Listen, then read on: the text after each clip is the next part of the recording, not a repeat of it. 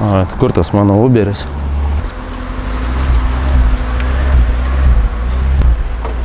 Labą dieną, pavėšit? Žinoma, sėskit. O čia pas jūs kaip švaru, reikia neišmurzinti.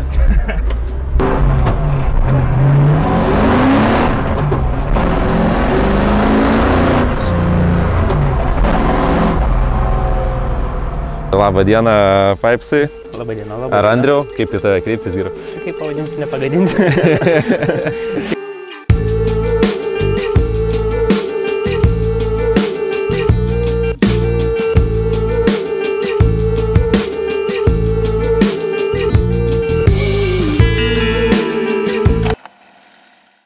Ką tu čia esi prikonstravęs, ką esi padaręs ir kodėl apskritai pasirinkai tokią mašiną? Tai nežinau, kas čia per modelis, kas nežino, gal apšviesi? Ešeriukas.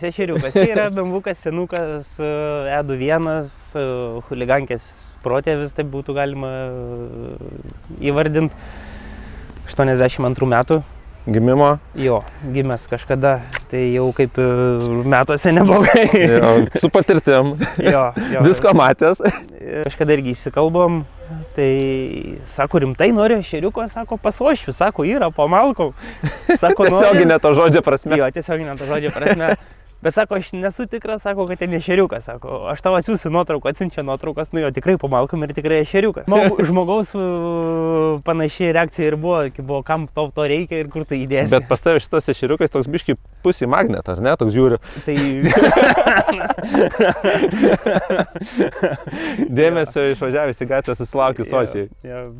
Ešeriukai tie patys tikrai neatrodo standartė, taip piktai kaip taviškės. Jie šiaip būna ganėtinai labai liūdni, o šitą, kadangi sudėjus važiuoklę gavosi itin platu, tai čia jau dėdė Lukas pagelbėjo su bodykitu. Tai bodykitas tai yra... Čia yra nuo 30 pritaikytas bodykitas. Čia galima sakyti irgi buvo fanų kūrinys, jauniaus bodis, kuris visai tinka ant senolio, nes visos dizaino linijos realiai ta prasme. Viskas... Toks pat bodykitas kaip pas mane, tik kad jisai truputėlį pritaikytas. Jo, šitas biški daugiau apipjaustytas, pasiaurintas, pamažintas, kitaip sakant. Nors ir Hulis sako, kad staigi mašina ir ten labai greitas, miklus ir taip toliau, bet ešeriukas pasirodo dar jisai. Jo, jisai yra trumpesnis ir turėtų būti tikrai... Agresyvus pakankamai. Jo, tik reikia pačiam dabar dar išmokti su ją važiuoti. Man atrodo, su tokia baze tai greitai prasimankštinsi ir atsiminsi, kaip ten tą vairą sukiot. Jo, lapai nubirės greitai, ne? Jo.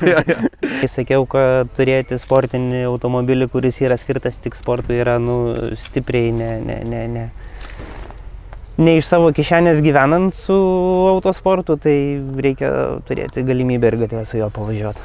Aišku, tų sankcijų yra labai daug visko, ypač jeigu kažką prisidarai su tą sportinę mašiną gatvėje, tada visiškai liūdna būna, bet šitą suteikta galimybė tai tikrai faina. Reikia mėgautis, kol galim ir tikėtis, kad nieks nevadinkim nepridarys dalykų. Žinai, nepridalykins. Ir turėsim šitas galimybės ir toliau.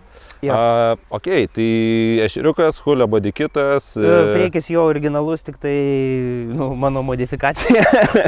Kokia modifikacija tavo? Kas atsimena šeštuką, tai priekinis buferio pažeminimas verstas antraip. Tiksliai. Čia gaunasi šita visa dalis. Čia yra apverstas aukštyn kojom. Taip. Nice. Atrodo, žinok, kai OM-as. Jo, bet šitas originalus pažeminimas, tai žemina lygiai tiek pat, kiek originali skarda, tai realiai lygiai nieko. Čia reikėjo būtinai pažeminti, nes važiuoklė ganėtinai labai žemai nusileidus, tai reikia ją pridengti.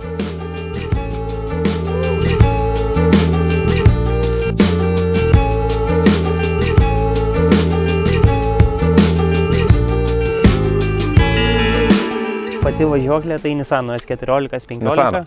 Jo, Nissan. Kodėl būtent Nissan, kodėl ne BMW, kodėl ne KEM 6, kokio, nežinau, 3.6? Nu, ir pinigų suma ganėtinai gaunasi neadekvati ir su pritaikymu būtų labai sudėtinga. Bet iš šitos šakės jos atvirkščiai montuojasi, negu, vadinkim, beminės. Ar traversas kitoks ešeriuko, kaip tai sumontuoja? Čia labai panaši, Nissano labai panašus išsukimas gaunasi, kaip ir jo originali važiuoklė. Tai didžiausia modifikacija, tai ko gero buvo kolonėlė, kad įsidėti sustiprintų ir tą patį gavusi Mercedes. Nes kadangi variklis Mercedeso, tai su kolonėlė turėtų problemų ten jokių nebūtų. Tai priekį važiuok Nissaninė. Jo, priekis Nissano pilnai, o galas tai visai Twisted Smoke Performance. Okay. Jo, galima sakyti, vardinė važiuoklė, kur daro dalykus. Nu, tenais dalykas jo, išbandytas, aš pats irgi susidėjęs, tai tikrai negaliu skūstis. Ir tokio Igno traukės gamino. Tas traukės, tai ten halturkės ten. Nu, bet vis tiek ir tai daro dalykus. Veikia, reguliuojasi, žodžiu, galas, priekis, tai palyginus, ką tu turi pradžioj, su standartinė ir ką tu dabar išgauni, tai du skirtingi dalykai, žinai, yra. Tai šitoj vietoj tikrai, aš įsivaizduoju, kad ta mašina turės sukibimo sočiai. Ok, tai pabandom prieiti turbūt prie įdomesnės dalies. Variklio skyriaus gal? Einam į saloną gal. Į saloną? Ten jaukiau. Nežinau, salonas tai ko gero mieliausia šito automobilio dalis.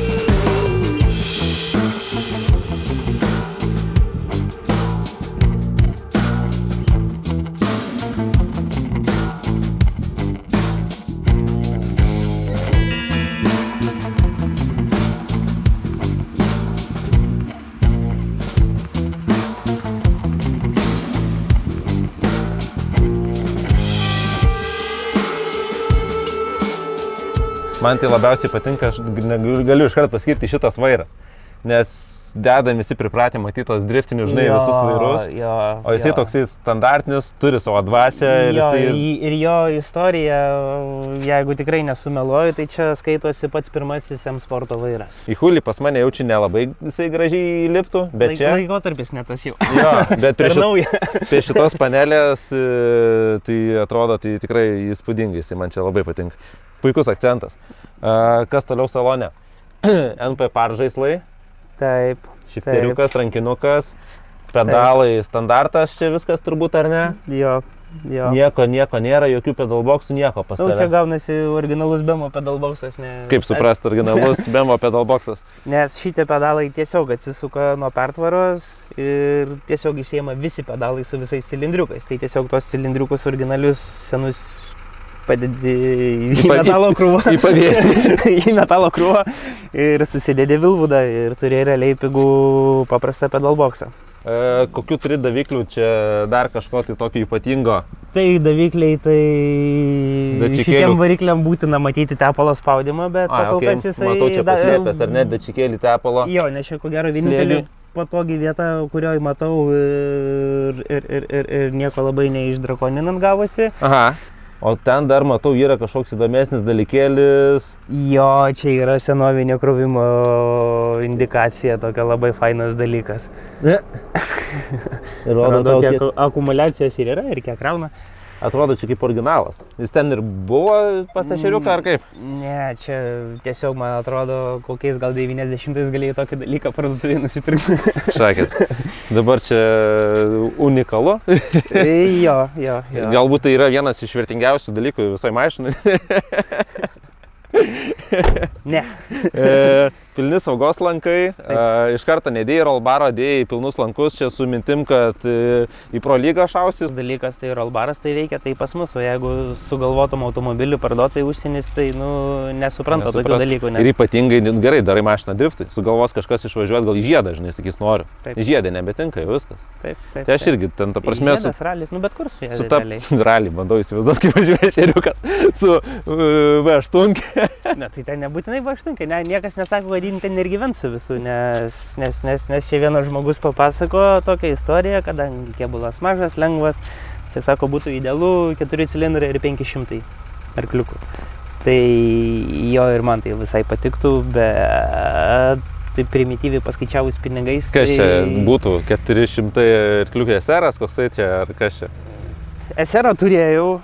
Tai žmogus džiaugiasi, po to labai nesidžiaugia, dabar vėl labai džiaugiasi, bet kaina to, tai... Nervais ar pinigais? Nervai, man atrodo, vėliau, žinai, atsilieps pinigais, bet pinigais tai tikrai vau. Atidarysi jau kapotą? Jau galiu. Parodysiu būsimą 4 cilindrų vietą. Parodyk.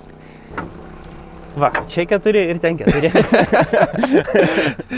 Tada jeigu būtų dar čia 500 ir ten 500, tai iš vis būtų pasaka. Ne, užtektų jau ir mažiau bent. Čia matom Merso jėgainę, Yes. legendinė, visų mylima, Taip. bendruomenė išpuoselėta. MK 113. Čia bandai apgauti, kad ne Mersi, ne čia prie Bemo bandai pritempti. Ne, Mersa, čia Mersa. Tai Mersiuko 113 varikliukas, Tai 5 litrų. 5 litrų Jo. ir generuojantis.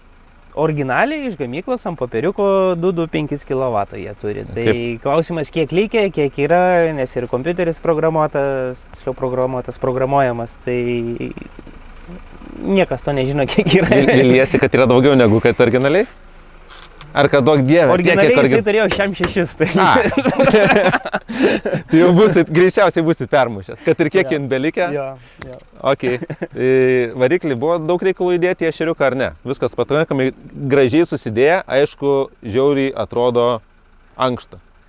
Ankšta, tai labai ankšta, tai didžiausias tai darbas jaučiu duslintuvas.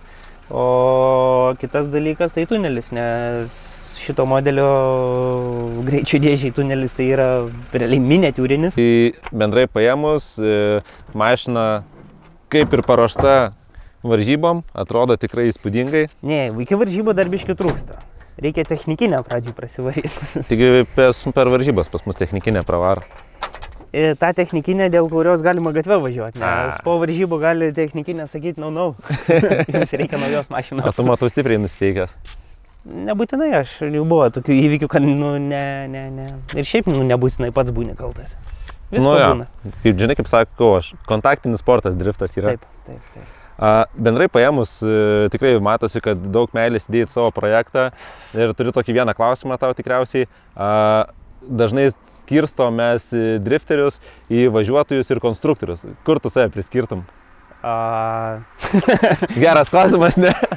Šiaip, ko gero, galbūt pasakyčiau taip, kad smagu važiuoti su smagiu automobiliu, su smagiu daiktu, kuris tau patinka. Ką, dėkui tada, kad susipažindinai su savo neeiliniu projektu. Pasimatysim, atrodo, dabar trasoje. Bandysim molėtuose. Susiraskit, žodžiu, Pipesą, pažiūrėkit, kaip atrodė jo projektas. Ten yra pilni aprašymai, ar ne, tavo projekto nuo pirmos jos dienos ir visas albumas. Jo, visas albumas yra mano Facebook'e bent jau, o nuotraukyčių ten tikrai ko gero netrūksta dėl komentarų. Tai komentarai dažniausiai būna žmonių komentavimai po apačią. Daug jų ten. Tai rašykit, žodžiu, jeigu turit klausimų, klauskit. Tikrai daug patirties yra sukurpta per tiek projektų ir tiek nestandartinių sprendimų. Galbūt kažką tai patars, jeigu turit nestandartinį įdomų projektą. Bandysim. Ne? Viskas, gerai. Tai dėkui, kad žiūrėjot, mes pakuojamės daiktus ir lekiam namo.